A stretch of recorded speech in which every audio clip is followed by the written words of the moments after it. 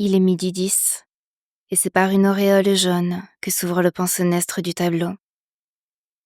Ici, l'ombre du feuillage est d'une tendre pesanteur, d'un outre-mer qu'enlace l'émeraude et berce la turquoise. L'irrégulière nuée de lotus ponctue de son fuchsia, le récit d'un songe fait à plat de camaïeux humides. Je me noie à plaisir dans la contemplation de cette profondeur achalandée de transparences grises, vertes et bleues. J'y lèche le surgissement d'un reflet cher, nacré de Parme.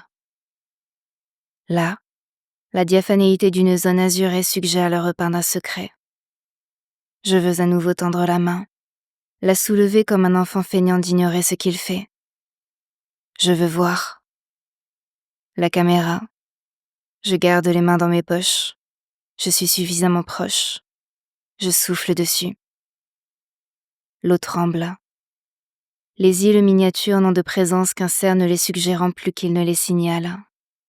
Sa ligne, écrite au lieu de dessiner, et tire déjà le rêve vers l'iconologie. Brève et fallacieuse, et toujours la nature du répit. Une transition vers une eau plus claire s'opère à 12h12, simulant par le caprice de cheveux revêches l'aspect quelque peu mordu des foliations.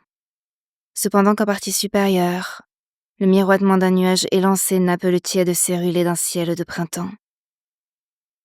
Il arbore le poudré du pastel, et la manière de l'estompe en une palette déclinant le spectre de la tourmaline, algues, sel et grenadine.